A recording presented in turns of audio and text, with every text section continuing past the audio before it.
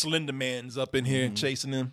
Editing. If you notice too, it's Slender Man dressed like he's going to a club. BDSM club. Yeah, Bondage. Slender Man's going to the club to pick up some hoes. Look at, he got his shirt buttoned all down and shit. Look at him. He's got like a chest tattoo. Short his Russian tattoo. Yeah, showed his chest tattoo. Oh, got wow. his shirt buttoned all the way down.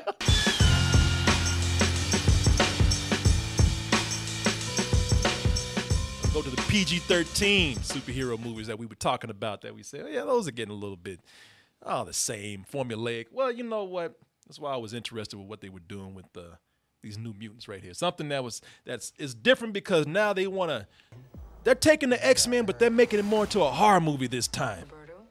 You know, that's what 20th Century Fox did. They just started to treat this as a playground for just doing things with different genres in a way, or at least trying to push different themes. Sometimes adult, sometimes dark, sometimes both. This one's definitely going for a darker tone. But, you know, thing is, a lot of people are asking about the New Mutants because for years caught up in stories of what is going to happen with this movie. Fox had it, and then we were wondering, what is Fox going to do with it? Fox didn't even know. There's more drama surrounding this movie than in the actual movie. Yeah. The big question that people had with this, now that Disney had it, it was in limbo, and they want to know, was it going to go to the theaters or not? And it finally did. So the big question after that is, why did this go to the theaters? The very short answer is Disney didn't give a shit. I mean, that pretty much is it. They proved that when they didn't give us screeners for it. Right. Or a screening. Yep. And everybody asked, and they said no. Actually, they gave me they told me no, and they expanded on it. They say, review it, don't review it. Well, we don't give a shit. Do what you want to with them. I know you ain't getting them on my dime. You want them that bad? Yeah. Going out there and pay. We don't care. You think we'll spend money on a theater and screeners for you? Who the hell are you? No. You know, but the long answer is that Disney was contractually obligated to put this in the theater. Ah. You know, the audience didn't seem to care either. The audience was like, New Mutants? Shit, they ain't new no more. Shit, them old mutants. Shit, we waiting for them new mutants. Right? Shit, when Wolverine hanging out with Spider-Man. You know, Cyclops is hanging out with the Hulk and all that. Yeah, man, you know, when they become real Avengers and shit. Ain't nobody trying to hang out with these kids over here. But for a movie that no one gave a shit about, everybody talking about it. You know, people, they sure want to know everything about it. Where can I see it? Oh, shit, it's out. How much money to make this weekend? Yeah, when something gets talked about, when something makes news, and especially when there's a little bit of controversy around it. And I bet you Disney was happy for this. Sure. You know, I bet you. Because here's the thing. There was a controversy out there that, you know, like, I'm not saying this reflects my opinion on the movie in any kind of way, but whitewashing. If you read the comics, there were certain characters that were darker skinned, and like there's a character in the movie called Sunspot. They say they made him lighter.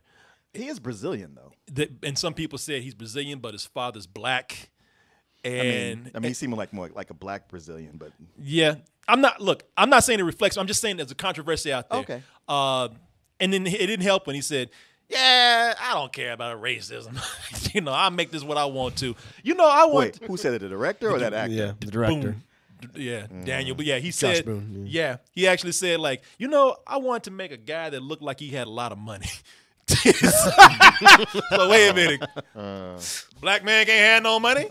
Dark brown man can't have no money? I'm saying what they saying out there. Right. The doctor in the movie, Dr. Cecilia Reyes, I forgot who the actress is that plays it, but they're like, man, why you got rid of her braids, man? And why you make her a little bit lighter? Yeah. Oh, man, I don't care about all that racism shit. Whitewashing, colorism. I'm just telling you. Okay. But I bet you, this is Disney's property. I bet you Mickey was back there in a trench coat and some shades. Talking about, yeah, what about that bullshit? Tell them, write about it, put it in the news, because the controversy, you know, helps. You know. Yeah. I mean, okay. Yeah. I guess because he's already done it. He's not working for Disney. No. I'm thinking about all the shit that came down on Cargill for a little bit. He said on this show. So oh yeah. I can imagine. And people still remember that shit. They said you can't do that shit today. you put the white, like pale white person in there as an Asian. It's like, no, you better not do that shit today. Shit, if we could go back and edit that shit, we do it. No, people want to know how bad this is. Not what's it like. Should I see it? But it's like they smell blood, and people want to know, no, man, how bad is this? What kind of bullshit is this really? Hey, man, Forbes magazine, known for their movie reviews, big headline, this is the worst X-Men movie. I read Scott Mendelson's reviews, and I just read his reports. I won't say anything, but he did put it out there, the worst X-Men movie. He was like comic book guy. Worst X-Men movie ever. Is he right? Do we disagree? Is it really as bad as people are saying it? Does it merit that score on the Rotten Tomatoes, 30-something% now? Higher than it was before, but not very much higher. Let's go ahead and take a look, and we'll be back, at least with our review and our opinion.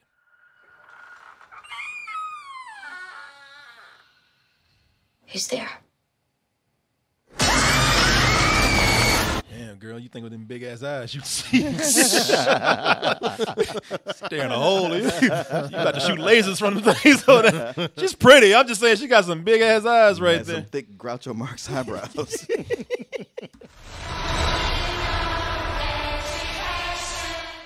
Look, the biggest marketing point with this is how this is a horror superhero movie. You know, it's like horror X-Men film. You know, they've had their rated R action films, they had their westerns, and now we're trying to do something different. Honestly, I didn't even notice that at the beginning, and that's one of the reasons why I wanted to see it. I didn't really tell at the beginning. That didn't play a big role in there. At the closest it felt like a horror movie is that it felt more like Tim Burton directed The Breakfast Club. Huh. God, that's a hell of a description. A bunch of emo kids doing detention in a crazy mansion. Yeah, they even at the point where they need everybody to get along, they rip directly from The Breakfast Club. Oh. They should do. Even has wacky Breakfast Club moments in there. I'm not gonna say what it is, but there's moments. I don't know why. Every time you get a bunch of kids together under authority, they always have to find some kind of way to either hide from the authority or put sleeping pills in something, and then they all start dancing. Yeah, dancing together. I was like, wow, man, Okay. the horror. And now we gotta play all that music. Oh my God, Jesus. Yeah, after 45 minutes of hating each other, now we're all friends. That's how it works in high school, Martin. They find fucking wheelchairs. By the way, ain't nobody crippled or anything, but they find wheelchairs and they be rolling around. Okay. There you go. Yeah, kids. Like, I get it, you know. I mean, I'm sure there's more to the story why she is. I mean, and if you see the movie, there is. But I'm just kind of like, all right, either there's something we're not being known about why she's the only one there, or y'all ain't just got the budget to hire more people in this movie. Some column A, some column B. Yeah, exactly. I can see that. Okay. But you know, the thing is that didn't bother me. The beginning of the movie, it wasn't kids dancing and shit like they had a Charlie Brown Christmas special and shit. Yeah, that's a part where it gets silly. But the beginning didn't bother me though. I actually kind of liked the different mood that they were creating. It truly did feel like in the beginning, maybe not to full success later on, but it did feel like they were really trying to do something different. That's the thing I felt about this. I was like, you know what? No matter how you feel about it, they were trying to do something different. I like the way they were trying to do something different until they stopped doing it, because later on it's like, you know, it felt like the kids here, you know, because you have Maisie Williams. That's not her. I mean, no, that's not her right there. No, I'm just saying the movie. No, I'm just saying that's right. Oh, yeah, there she is right there. But you have Maisie Williams as Ronna Sinclair and Rainey. Yeah, who are these characters? I never read this book. Anna Taylor-Joy as Ilyana Rasputin. Yeah, she's Colossus's younger sister. Charlie Heaton, Sam Guthrie. Cannonball. Alice Braga. It's Dr. Reyes. Henry Zaga is Sunspot. Mm-hmm. You know, I'm naming all these characters because it felt more like the movie was moping along with the kids. You know, there was a point because it looked like the movie didn't want to move. Like, you gonna do something? No. All right. Well, shit. What am I doing here then? No. I'm like, and I tell you why. It's not that I went and wanted to hate this, because like I said at the beginning, and I'll tell you this much. I don't hate it. But it's repetitive in 3 areas. Story is mostly told in flashbacks, visions, and exposition. You know, there's no real progression, because the characters, they all have their turn slowly revealing their background. Each one of them has to take a part of the movie to tell about their background, and they continue to do it. You hear it from them, and then you get a vision of it.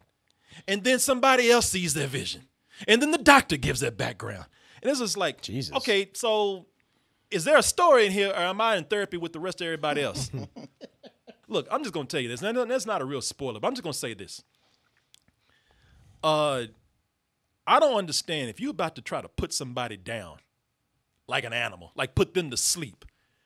Why you gonna why you gonna tell them about all the secret twists and plans of this movie? We're not gonna die in 2 minutes. Then, by the way, they're fading. They can't even hear your ass. I know, but you've been working there, the only adult who's been working there by yourself with no other person to talk to. Mm-hmm. He's like, all right, I got you strapped down. I can at least get this out, because you can't do anything about it. That's monologuing 101, Corey. Come on. Yeah. That's what villains do. That's page 1. You can't tell the other kids. Yeah. Because they'll do something about it. But you, at least I can just get it out. Yeah, you shouldn't be looking like you at the dentist getting ready to be knocked out. And meanwhile, you don't understand. Our plans with this the whole time. And she's like, what the fuck are you? It's fading. Or maybe we spent so much time having these kids tell their backstories and all this exposition that you didn't have time to actually show what this woman is doing here. It's mostly a teen drama where people occasionally burst into flames, or there's dark visions and nightmares. It's funny because during the movie, they show they either show things on TV to like foreshadow something, or they do it to kind of say, hey, look, we're doing the same thing. They show an episode of Buffy the Vampire Slayer, one of the most popular episodes. Hush. They show it on TV, and it's almost like they're saying, "Hey, look, we're doing the same thing that they're doing right there." And meanwhile, all of us are like, "Yeah, but they're doing it better." Why would you even show this shit? Why would you show this when you can look for a split second? They showed this. It was like, damn. Hey, don't go back to the TV. Don't turn the channel yet. I would rather watch this. I'd rather watch Buffy right now than this. Not to say that this is bad. Yeah. I mean, but it's not good. I mean, because like I said, the moment they actually start getting into horror, that's when they really kick into Tim Burton mode. They have these villains that come in. They should have done this shit with claymation.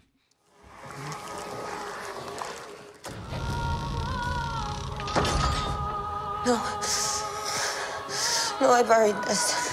Shit like Silent Hill, didn't it? Yeah, I did. All about it. Just that mold coming in, everything turning to ash and stuff. Yeah.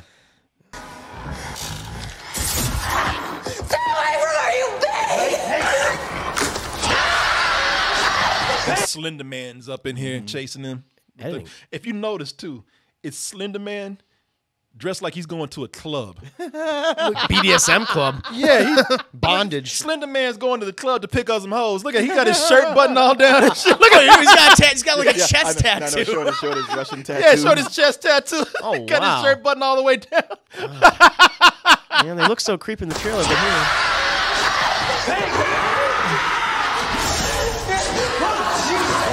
Sexy Slender Man. Look, he's doing that dance. Doing Oh, that's great. Look at him, man. Look, he's fine. Look at him. What's up, girl? Yeah, he's pronounced this shit. Yeah. I love it. I know most of this is taken from the comics, the New Mutants comics. There was a big thing with Demon Bear. Mm-hmm. Yeah. I gotta tell you, man.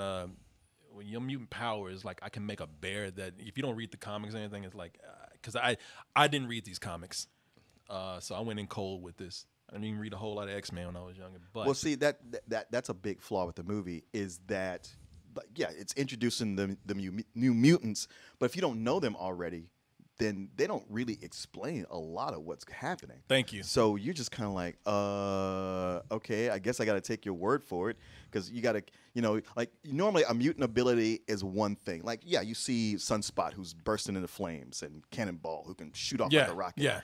But with Ileana, aka Magic, all right, she's teleporting. She's got armor on one arm and a big sword. That's a lot to process from just looking at it to go like, oh, I know what this is. You're like, how many different things are going on here? Yeah, I didn't get it. I was like, your mutant power is to make a bear. Another mutant power is to like, you have a sword and a dragon. Yeah, it's like, okay, and this is where the movie becomes the blockbuster that it tried to avoid. But that blockbuster comes in way too late. You spend all this time talking about the background of these characters, and all of a sudden, I got a bear and a dragon come out of nowhere, and these are mutant powers. What kind of DNA makes that? Yeah, you know, I'm sure in the comics they explain all this and whatnot. Yes, over the course of a dozen issues, things have happened, things have changed, and this is how it's gone. But to just throw it all at you right then, and the thing is, that first half of the movie, you're right, where it is not moving. It's just these dreary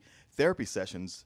This would have been the time to bring those things up, to start introducing it, so it would make, you know, at least some sense when it got to that point.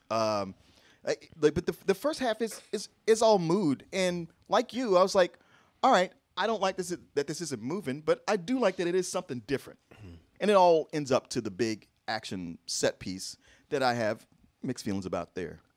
Yeah, that action set piece feels like, if you don't have a lead up to that, if you're not explaining everything to me, and all of a sudden you showing me a bear that comes from, that's your mutant power, a goddamn giant bear, and then you showing me these sexy-ass Slender Man without explaining what that is. You know, all these things are coming out because you need to just all of a sudden just dump all this to finally make it a superhero movie that you feel would get the money in. That does not work for me. There's been a lot of bad X-Men movies. Apocalypse is horrible. Yep. Dark Phoenix. Wolverine. X-Men 3. X-Men 3. The most recent one, the one that they said pretty much, you know, that's it. That kind of killed everything. Well, these characters kind of killed everything now, but they were on their way out. But Dark Phoenix. Dark Phoenix, that is a horrible X-Men movie. Help is on the way. We're doing space missions now. Cool. Where is she? Now, that movie is bad because, first of all, it's just a bad movie, period, but it's a bad X-Men movie in the sense that it's not really doing anything different from any of the other X-Men movies. I mean, they're trying to tell one of their most epic stories, but it's really not doing anything. This gets by only because they are trying to do something different. But I mean, I'm not, you know, again, not green on the curve right here. It's like, all right, cool. Some of it worked and some of it didn't. Apocalypse is so much worse. So much worse. X-Men Origins. Origins, yeah. Wolverine. That is really bad. That's the worst one. That's the worst one. But this is not good. At least I don't think so. Let me put it this way. I would not. They're trying to put this in the theater. I would not go see this in the theater at all. This is kind of a very kind of I won't say low rental, but it's a very mediocre rental to me because even then in the horror angle, the moody level, you see this in Blumhouse movies. Just they have superheroes here and just a little bit more of a budget. If they came out with a vaccine today, and they told me that this movie was playing right now, and that's the only thing we had to go see, I say, fuck that. I'll stay at home. I'll wait for that shit. But yeah, I give it a rental, man. It is not the disaster that the people are saying it is, but definitely it wasn't worth all this time and all this controversy and all this talk about whether it's going to theaters or not. This is a forgettable movie right here. I can't argue with you on any of that. I did like seeing different actors in an X-Men movie. That was one of the things that I've found enjoyable. Anna Taylor-Joy is good at times, and then her accent will completely slip. It's like she forgot which character she is. There are things to enjoy where you go like, you know what? They actually are being true to these characters in a way that movies often aren't or aren't willing to do. I've seen a lot of unfair criticism saying this is a bad way to end this franchise, to put the period on the sentence. I was like, this seemed to never be meant to do that. Even when the first time I saw the trailer, I thought this seems more like a low-level kind of horror film that's not meant to be the last word in the X-Men. It doesn't have high aspirations, and it comes in maybe about where it meant to or below. But I'm with you, man. It's a rental. Just watch it the whole time. It's like, I'm not hating this. There's stuff I like about it, but it's not a movie.